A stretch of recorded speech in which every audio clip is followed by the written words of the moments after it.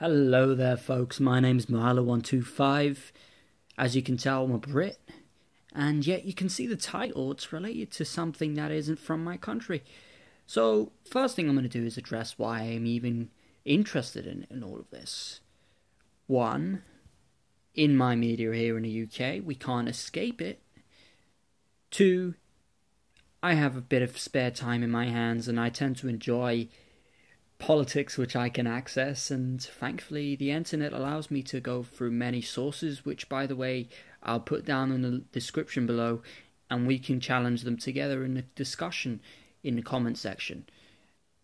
I intend for this video and its threads that might be formed from it, if anyone bothers to watch it, to be a source of great discussion, and I'll give some forward warnings of me not tolerating one-liner ad hominem attacks, basically name-calling. I won't tolerate that, and otherwise I just want to discuss and understand, and for everyone to be as informed as possible when they make the choice for voting the most powerful person in the most powerful country in the world. And it's in the interest of me, because if we remember typical politics, we are seen as Atlantic cousins, the England and the UK, but also as a person, I have, let's just say I have some interest in what the US decides to do because of my ethnicity and how people from around my countries are actively affected by the US's decisions. So that in a large part will make up my arguments for which people I see more favourable for someone like me or not, and which people are favourable for other people. I'm gonna put it out there and say, because I'm European, I guess from that you'll tell that I'm against Brexit, by the way. Because I'm European, I am in favour most of Bernie Sanders. And I feel like, barring all the name-calling of socialist and all this and all that he does have a few shortcomings, and in this election, in this nomination process, I should say, he hasn't done, in my mind, as much as he really could have to try and squeeze things out. He made a few slip-ups left and right. But I would say actually that people have a double standard of sorts. With Trump, there's very much a leniency towards every mistake he makes, amongst his supporters, of course, which is understandable. But then you have the media, which will throw anything they can at any single slight mistake, and I guess that's a natural thing, but flawed. With Clinton, there's the opposite. There's both the media and her supporters are on board and aligned together with saying, well, so what if she did X, Y, Z and did things which actively affect the world? Libya, Iraq, Afghanistan. Oh my god. There's a lot of dirt in our record, and people are just willing to dig it up and just say, well, she's a woman. And if you didn't notice, I was pointing at my crotch there. So, yeah. But all that aside, I would say, actually, Hillary supporters are looking for a pragmatism of Obama got in power because of he was liberal, yet managed to be a centralist. And he managed to get some things through, like Obamacare. It was arguably the most progress made in a policy since Medicaid was introduced in the 1960s.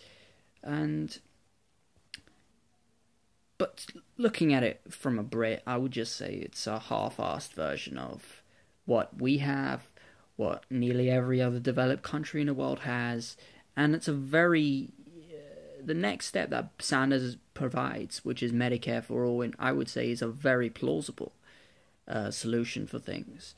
But interesting enough, Trump's solution actually is not bad in terms of healthcare. It's one of the few policies you can actually go to his website and see solutions. And one of the 6 solutions he has as of the time of recording, 21st of May or March, 2016, you can see that Trump offers a kind of hybrid. So you get a bare bones Medicare coverage if you can't afford any healthcare, and then otherwise removal of state borders in healthcare providers, ensuring they don't have monopolies within their region, and removing some other red tape, which arguably should, along with a Medicare for all system, reduce the prices of healthcare for people, so we get somewhere like how much I pay here in the UK, a third of how much Americans pay, which is it's crazy. I can break my back the next day, go to the hospital, and not worry about the costs. Prescription drugs are capped at £14, per prescription, and meanwhile, you've had people like Bernie Sanders effectively smuggle American cancer patients over to Canada so they can get their drugs for 1/10 of the price.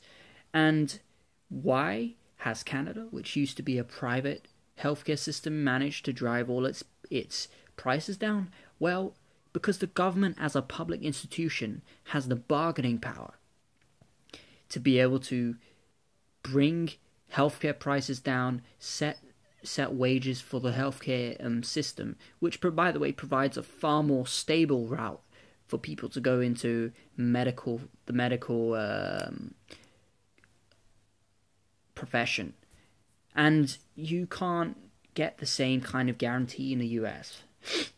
Instead, you'll find that people becoming doctors, by the way, which there is apparently a demand for in a private healthcare system, is actually decreasing in America.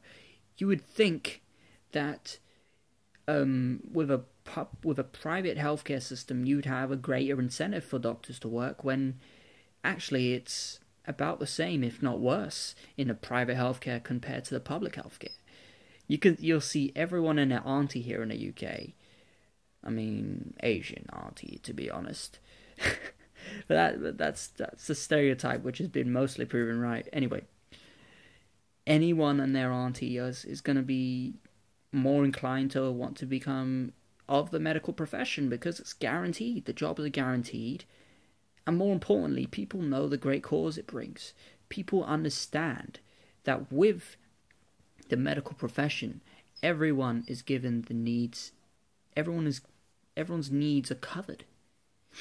People are actually given the healthcare they deserve, and with no monetary barriers.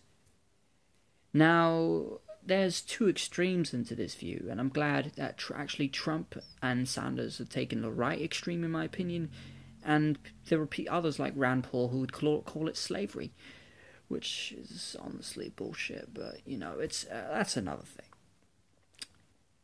But suffice to say, I enjoy universal healthcare in the UK, and the fact that it's been threatened by our Conservative government is a great rally point, which actually is, in many other countries in Europe and in the developed world, to challenge the existence of a universal healthcare is out of the question. It's out of the question. And it's because it's kind of like your touchscreen. It's kind of like the fingerprint scanner on an iPhone. The moment that came out, I mean, people didn't know they would never want to go back once they had it. They would be like, okay, I can just go through the inconvenience of unlocking my screen. Either way, I would get there. Perhaps I'll forget my password or something. Keeping along with the extended metaphor. But with the fingerprint scanner, I mean, it's personalized to me. It's consistent. I'll get in every time, and I'll almost never be locked out. And I say that comparison's very fair, a very fair comparison to what's being offered. Okay, so as sunset's occurring, my face is slowly becoming seeming even more black than it is. Now, next issue, foreign policy. Now this is the one that's important for me, given how I have Iranian family and, in fact, Middle Eastern family, and actually whoever the US is picking is very important to me, and hint why I prefer Sanders over Clinton, not just for the healthcare right, but for this right. When you have a major of the US Army, who also happened to be the vice chair of the DNC, resign just to endorse you about your foreign policy and the anti-interventionist stance you've held, that surely proves how important it is that that the right racehorse is picked in this right. Now, Clinton, I'll be honest, you're actually seeing half a head talking, which can be scary or cool. I look like a fish in some way. But anyway, with Clinton, you are going to get as neocon as possible. This is the lady who oversaw the overthrow of a legitimate government in Honduras and supported the coup of them. This is the lady who thought she was doing right by supporting the Iraq War, thought she was doing right by ruining what was otherwise a relatively stable government in Libya.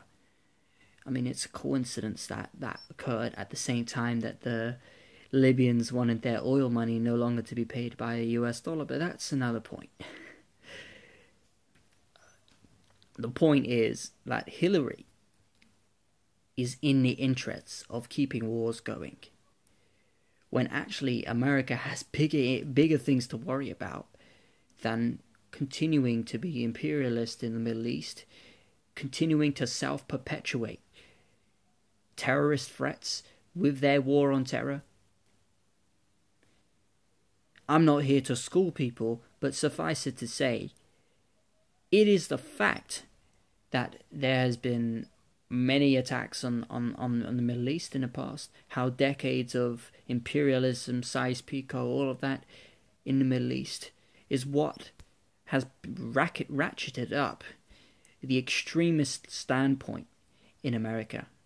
I mean, amongst Muslims, to the point where they no longer become Muslim. And I could tell you as a Muslim that's a fact. They no longer become Muslim, they become something else. They become worse than Hillary, they become worse. They become what we know as ISIS or Daesh. They become these people who only consist of 0.0002% affiliation amongst all the Muslim population in America, which is already a very minuscule one. And yet, people point at those few people, at those few bad rotten apples, and they put out entire sweeping policies, including Donald Trump, including all these right-wing organizations in Europe. And at least Sanders can understand that this is unacceptable. That all you do with this unpractical policy of vetting everyone, of temporarily barring their entry and exit, all you do with this is you further ostracize this population. You further give them cause to become extremist. This is self-perpetuated. There's no other explanation for it that I've been given. Another one is it's a Russian conspiracy. But that's ludicrous, because the Russians are largely the ones who've been getting their hands dirty and bombing, legitimately, by the way, compared to the Western countries. So that's another. I mean, that's another good thing that I guess Trump has a mixed bag in this. The good thing is he's willing to reconcile with with Putin, sorry, and negotiate with him. And on the other hand, he used Trump in his recent attack ad on Hillary, putting him shoulder to shoulder with ISIS. I mean, which one is it? I would say a non-interventionist president is going to be best so that America can focus on its true issues here, on itself, and on its trade wars and whatnot with China. Those are its priorities right now, rather than meddling in imperialist activity in the Middle East. And as Bill O'Reilly would say, that would be my memo on that. So who has the best policy in it, right? Well, Sanders, clearly. Because Trump has gone halfway there, but has flip-flopped on that. Clinton, as we know, will continue war and continue to support war. All she can offer is some half-assed apologies. By the way, the screen's black now. All she can offer is some half-assed apology for actions she's repeatedly committed, and I can't endorse her for that. I condemn her for that. But at least Sanders has been on the right side of history in this matter, and in fact in nearly every other matter. At least Sanders is the one openly saying, we don't want to get involved in wars. Trump also said to leave Middle East to itself, and to let it sort itself out. And then otherwise you got one of his actual concrete policies to be saying to bomb ISIS and take, quote unquote, their oil, which is, by the way, the Syrian government's oil. So Trump is a matter of saying different things to either pluck people's emotive strings whenever they hear something they like. I mean, I'm kind of a victim of this, or I'm subject to that, because I liked when he said we shouldn't deal with war earlier on in his campaign, and I suspect he'll moderate his rhetoric closer to the general elections about this issue. But for the time being, he's pandering to his demographic, and that's the thing. That's why Trump is an enigma. This has gone all over the place, this discussion. I don't have notes on it, but I've been able to be articulate. Anyway, now let's go on to economic policy with a pitch black screen. And let me actually go ahead and turn on the light so that you can see my beautiful, beautiful face. Boom. Whoa. Now let's get back on topic. Economic policy. Now, it's less clear in this situation who's favoured. Now, I prefer Sanders' policies, and I'm going to talk into it in a bit, but there's reason to feel like both the great cuts of tax amongst Trump are going to do some economic boosting, and there's also evidence that Sanders' policies can do some great economic boosting. I'm treating these both as a collective, by the way. Now, Trump has given me less to work with, but I'll try and go ahead with it anyway. Right. So, Trump, as a business leader, this is where he's seen as one of his strong points. And I honestly don't think his business credentials either qualify him or his business shortcomings disqualify him, because that's just a normal part of business to fail sometimes. But at the same time, honestly, he's never known any knives and forks that aren't silver. I mean, you gotta consider that when you look at which people actually understand the plight of the common man in America. Then again, every politician in the race will say they are for the common person, because like it's inconvenient for a lot of them that is the case. That most of the people voting are the people of the common vote. So with Trump, you have a massive reduction in taxes across the board. I mean, he's done well to actually propose to cut his own taxes by a good 20%.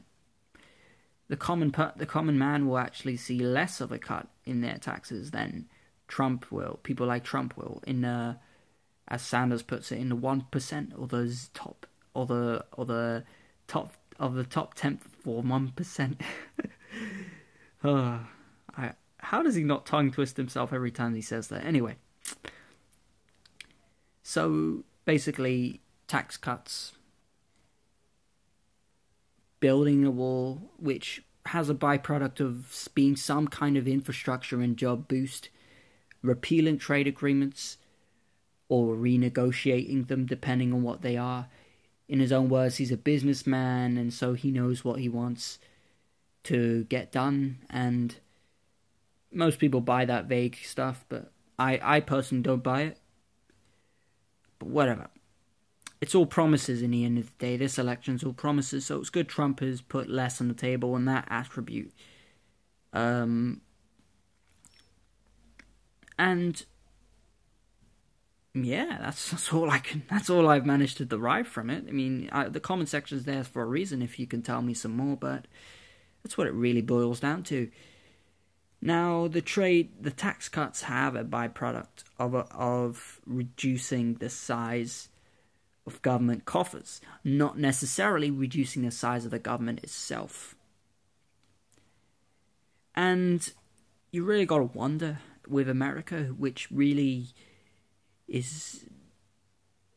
has some serious debt issues. If you reduce that tax revenue, you got less to work with as a president, especially when your deportation program is going to potentially cost $500 to $600 billion if you want to go ahead and carry it out to its full extent of all the immigrants or the aliens, as they are actually technically called. Strange fact I learned recently. Meanwhile, Sanders recognizes that in a country where the wages are stagnating, when all the wealth is pretty much hovering to the top and then at the expense of the middle class, then you do need some form of wealth redistribution. You do need some form of common person, sorry. Sorry, ladies. And you do need some form of Keynesian stimulus to forward the economy's push. And actually, with that Keynesian boost, it's going to be the most traditional form you've ever heard of, as a $1 trillion infrastructure plan over the next 10 years. And then you have almost no tax raises for everyone earning under $250,000. In fact, interestingly enough, Sanders' own tax bracket. So people who are earning around $300,000 to $400,000 a year, should he become president, it will actually see no increase in its bracket.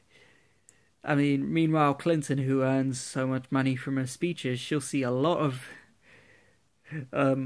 tax increase. Let's see, 153 million over the past decade since the end of Bill Clinton's presidency. The two combined have earned in speaking fees, and well, I wonder how much they actually would get taxed in that. And that's another matter. Sanders actually wants to cut the loopholes, so actually they could be taxed quite a lot. The next time Clinton decides one week to speak about how she hates the incrimination of people, and then the next week go to a public dinner, or a private dinner I should say, hosted by the prison private prison industry. I'm sorry, I just find this. I just find it ridiculous. You know, it's. Oh god. All right, let me. I don't know why people fall for it, man. I don't know why they do. Okay. Now, I might have to take a cut here. I might have to take a break here because this is ridiculous. Okay. At least Trump is very forthcoming, and Sanders is as well, about their policy plans. Both, I think, will achieve similar goals, except Bernie's will reduce the wealth inequality, and Trump's will most likely increase it. And with Trump's and Sanders, they've both been projected to provide about 5% GDP growth per year. So, I mean, Trump is my second bet over Sanders on the whole, I have to say. And that's one of the main reasons why. Economically, Trump is pretty expert in this kind of matter, but Sanders' policies are following at least Keynesian economics. Sanders' plans are very sound, and that's why the person who coined the term "greed is good" actually endorsed him. He used the explanation of velocity of money, which I'm going to talk about now. When money is in the rich, they don't spend. They spend a very small proportion of it, about 5 to 10%, or maybe even 20% if you're lucky. They're busy investing it away in valuable business, in valuable mega yachts, in valuable swimming pools in their mansions and whatnot. Meanwhile, the bracket which is least affected by Sanders' tax increases, which are speculated to increase government coffers by 20 trillion over the next 10 years and provide a net of about 5 trillion over the next 10 years. All of those, the point is that poor people, relatively less wealthy people, are going to be spending a much higher proportion of their money, 100%, 110% if you like, to get into loans and debt, and a debt-fueled society that's consumerist like America's. The point is the consuming that consuming that keeps the world spinning, that keeps American businesses afloat, and that in tandem with providing millions of jobs in an infrastructure program, and then in the transportation and commerce that comes from it long term. I mean, in the premise of it, it sounds very plausible, and in fact is not something which, contrary to what a lot of commenters like to think, is not why Sanders should learn economics. If anything, I challenge those people to learn economics, because both Trump and Sanders' policies are good in their own ways. I prefer Sanders' policies because they're far more moral, and also because, wealth redistribution. You got okay, so what? A rich man will have one less yacht, will have maybe one less swimming pool in their mega mansion. Boo-hoo, I'm crying my eyes out for them. But with Sanders, it's the difference between these people being able to make ends meet or not. What kind of disparity is there for people to try and protect these wealthy people, which, by the way, if you want to talk about trickle-down economics, that's been proven wrong. That's been proven wrong by now, evidently. As the wealthy continue to get tax breaks all around the modern world, all we see is wealth inequality increasing. And common people actually are earning slightly less, relatively, compared to, say, the 1960s. And, it's that, I think I've spoken enough on that policy, but I know it's a big policy. I know it's a big discussion, so we can talk in the comment section. Now, I think that will cover all I have to think about these three candidates. Clinton, let's just talk about her policies and economics. There's a reason why Wall Street have paid 15 million in for our campaign. There's a reason why she's got all that money talking about how the bankers are the victims. I mean, I can say what the hell she wants because she's not willing to release those scripts, those speech transcripts. Heck, even Trump has bought her out, and to the point where she becomes that little lapdog in his wedding. You know, it's another hilarious point about Hillary. Hillary is just hilarious, pun intended. She is just, I don't know why people even take that candidate seriously. Not to mention all the scandals surrounding her, the email scandal, which, hey, she had 20 top secret documents in her. She had some issues, and she had some hot water with the NSA, in the fact she insisted to use her BlackBerry instead of have a protected, use a protected server, and that's pissed off the NSA, and the FBI are evidently pissed off, which is why there's the recent immunity granted to the server creator for Hillary. So this leads me on to my final point. And thanks for listening so long, by the way. I would have suggested you just minimize and hear my views.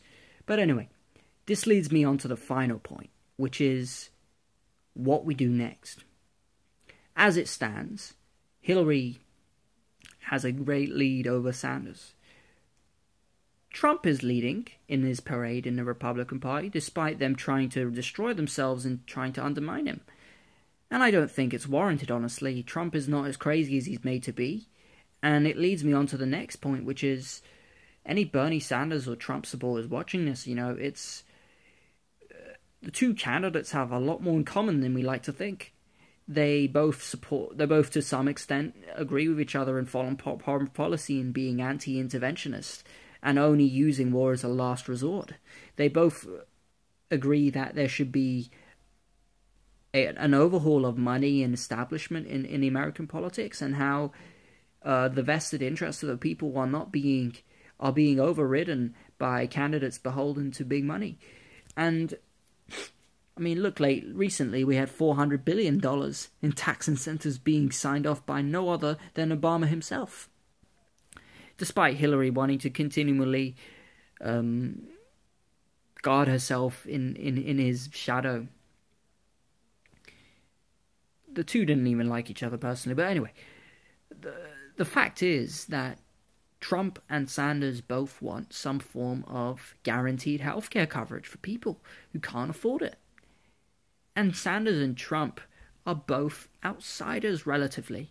Well, Sanders is actually amongst the most experienced senators in in congressional history, being the longest serving independent of 25 years. And he has great experience. Meanwhile, Trump has great experience in the business world and has great experience in, as we know, being a showman, as we've seen lately in this campaign. Honestly, I can look through it and see how moderate Trump is, how he's actually the most liberal Republican candidate I've seen in recent history. How actually this is why his appeal is so strong, because there are people who have liberal tendencies, but who want to still tout themselves as Republican, who still want to maintain that Republican infrastructure. And there's equally people, and I think amongst a lot of Trump and Sanders supporters, there's mutual respect about our candidates, but there's also a lot of discourse. And I honestly don't think we should be at discourse. I think we're allies.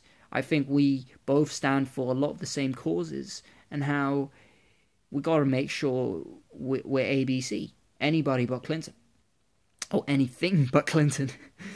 I mean, we don't want the Clinton bot to malfunction. We want the Clinton bot to malfunction in the same way the Rubio bot malfunctioned after his hilarious loss in Florida.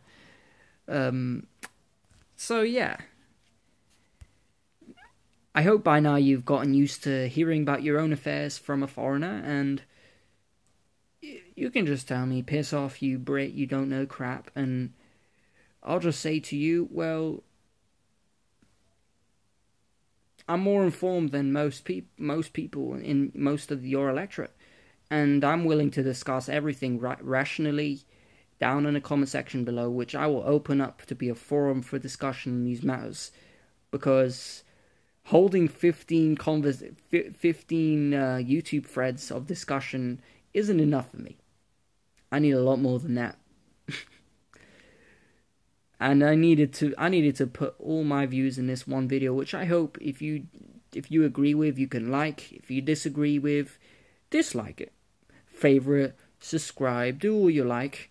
Check out my other videos, I do some gaming stuff. But otherwise, I'm Marla125. And I implore you to either feel the burn, or if Bernie doesn't get through, to get for Trump.